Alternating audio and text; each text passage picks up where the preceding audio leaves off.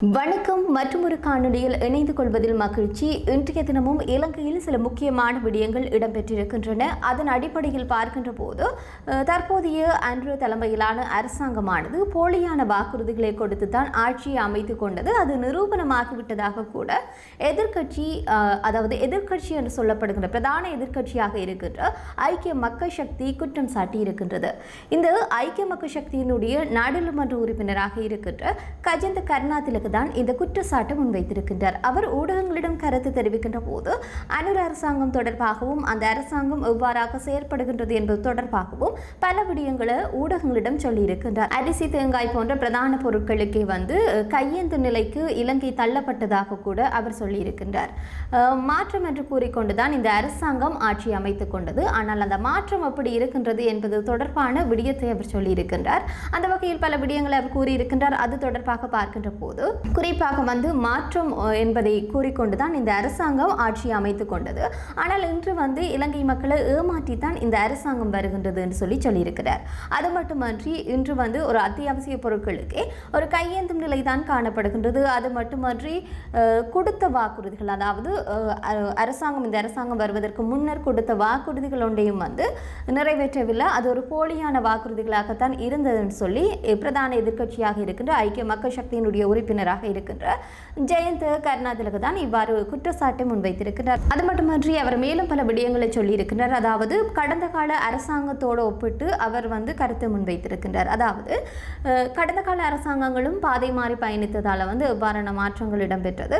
குறிப்பாக இந்த அரசாங்கமும் பாதை மாறி பயணிக்கின்றது. அப்படி பாதை மாறி பயணிக்கின்ற போது கோட்டபய ராஜபக்ஷவிற்கு ஏற்பட்ட அதே நிலைமைதான் இந்த அரசாங்கத்திற்கும் ஏற்படும் என்று கூட அவர் எச்சரிக்கை விடுப்பது போன்று கூட தெரிவித்திருக்கின்றார்.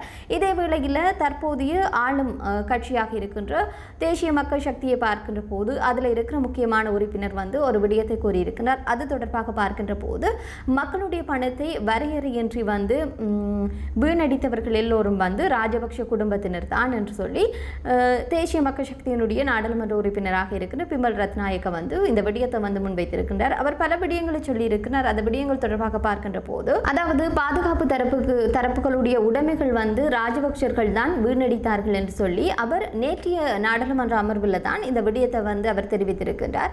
இது தொடர்பாக அங்கு உரையாற்றுகின்ற போது பல விடயங்களை சொல்லியிருக்கிறார். அதன் அடிப்படையில் பார்க்கின்ற போது இந்த கொழும்பில் உள்ள பாதுகாப்பு தரப்புக்கு சொந்தமான விடுதியில் இவ்வளவு காலமும் முன்னாள் ஜனாதிபதி தங்கி இருக்கின்றார். மாதம் ஒன்றுக்கு 45 லட்சம் ரூபாய் கொடுக்க முடியும்னு சொன்னால் நீங்கள் தாராளமாகவே தங்கி இருக்கலாம் சொல்லி சொல்றார். அது மட்டுமன்றி தற்போதைய இந்த அரசாங்கத்தை விமர்சிக்கின்ற எதிர்க்கட்சிகள் என்ன செய்கின்றீர்கள், ராஜபக்ஷவுடன் ஆலோசிக்கின்றீர்கள், ரணில் விக்ரமசிங்க என்ன செய்கின்றார், அவருடன் கலந்து ஆலோசிக்கின்றீர்கள், அதைவிட பிரதான சில விடயம் கிளீன் ஸ்ரீலங்கா திட்டத்தை கூட நீங்கள் விமர்சிக்கின்றீர்கள் என்று கூட பிமல் ரத்நாயக்க நாடாளுமன்றத்தில் கேள்வி எழுப்பி இருக்கின்றார். குறிப்பாக சொல்ல போனால் இந்த அரசாங்கத்தை நீங்கள் விமர்சிக்கின்றீர்கள், ஆனால் நீங்கள் என்ன செய்கிறீங்க அப்படின்ற மாதிரி தான் அவருடைய கருத்து அமைய பெற்றிருக்கின்றது. மேலும் அவர் பல விடயங்களை சொல்லியிருக்கிறார். அதாவது உங்களுடைய கொள்கையானது நிலையில்லாத கொள்கையாக இருக்கின்றது. மேலும் ஒரு முக்கியமான விடயத்தை சொல்லியிருக்கிறார். நீங்கள் இந்த அரசாங்கத்தை எதிர்த்து விமர்சிக்கின்றீர்கள், நீங்கள் யாருக்கு ஆதரவாக இருக்க போறீங்க, ராஜபக்ஷர்களுக்கு ஆதரவாக இருக்க போறீங்க அல்லது ரணில் விக்ரமசிங்கவிற்கு ஆதரவாக செயற்பட போகின்றீர்களா, அல்லாவிட்டால் மக்களுக்காக நீங்கள் ஆதரவாக குரல் கொடுக்க போகின்றீர்களா என்ற விதமாகத்தான் நேற்றைய தினம் அவர் நாடாளுமன்றத்தில் குறிப்பிட்ட விடயமாக இருக்கின்றது. மேலும் இந்த கிளீன் ஸ்ரீலங்கா திட்டமானது அதனை நீங்கள் எதிர்க்கிறீங்க, இது சிங்கப்பூருடைய ஒரு பிரதி என்று சொல்லி விமர்சிக்கின்றீர்கள்.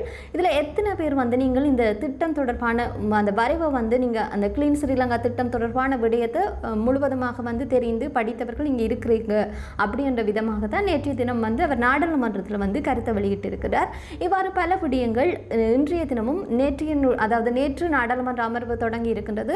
அந்த தொடர்ந்து நாடாளுமன்ற அமர்வுகள் இடம்பெற்றுக் கொண்டிருக்கின்றது. இதன் அடிப்படையில் பல்வேறுபட்ட விடயங்கள் வாத பிரதிவாதங்கள் முன்வைக்கப்பட்டு வருகின்றன. அவையும் சில முக்கியமான விடயங்கள் தொடர்பாகத்தான் இந்த விடயத்தில் இந்த காணொலியில் நான் கூறிக்கொள்கின்றேன்.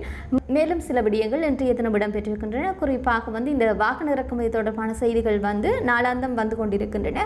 அதன் அடிப்படையில் அன்றகுமார திசாநாயக்க முக்கியமான ஒரு அறிவிப்பை வெளியிட்டிருக்கின்றார். அது தொடர்பாக பார்க்கின்ற போது இந்த வாகன இறக்குமதிக்கு தேர்வையில்லா அனுமதி பத்திரங்கள் இனிமேல் வழங்கப்பட மாட்டாது என்று ஜனாதிபதி அன்றகுமார திசாநாயக்க குறிப்பிட்டிருக்கின்றார். மேலும் அவர் சில விடயங்களை சொல்லியிருக்கிறார். அது தொடர்பாக பார்க்கின்ற போது தேர்வை தேவையற்ற வாகன அணுகலுக்கு அரசு ஊழியர்கள் உட்பட 20,000 பேர் ஏற்கனவே விண்ணப்பித்துள்ளதாகவும், ஆனால் வாகனங்களை இறக்குமதி செய்யும் போது அந்த வாய்ப்பு வழங்கப்படாது என்றும் ஜனாதிபதி குறிப்பிடுகின்றார். அடுத்த மாத வாகன இறக்குமதி மீண்டும் ஆரம்பிக்கும் போதும் வாகன விலைகள் அதிகரிக்கும் என்று அவர் சுட்டிக்காட்டினார்.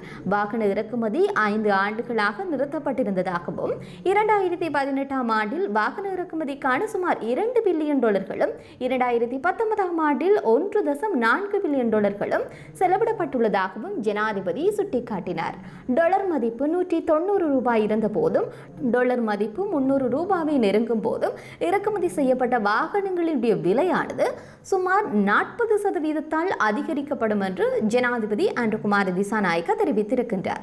மேலும் சில விடயங்களை சொல்லியிருக்கின்றார். அது தொடர்பாகவும் பார்க்கின்ற போது குறிப்பாக எவ்வளவு டாலர்கள் இதற்காக ஒதுக்கலாம் என்று மத்திய வங்கியுடன் கலந்துரையாடல்கள் இடம்பெற்று வருவதாக கூட ஜனாதிபதி அன்ருகுமார திசாநாயக்க தெரிவித்திருக்கின்றார். மேலும் அன்ருகுமார திசாநாயக்க ஒரு விடயத்தை சொல்லியிருக்கிறார். அதாவது இந்த வாகன இறக்குமதிக்கான இந்த அனுமதி வழங்கப்பட்டது தானே, அந்த அனுமதி வழங்கப்பட்ட நிலையில அமெரிக்க டாலருடைய பெறுமதியும் அதிகரிக்கக்கூடும் என்று சொல்லி ஜனாதிபதி குறிப்பிடுகின்றார்.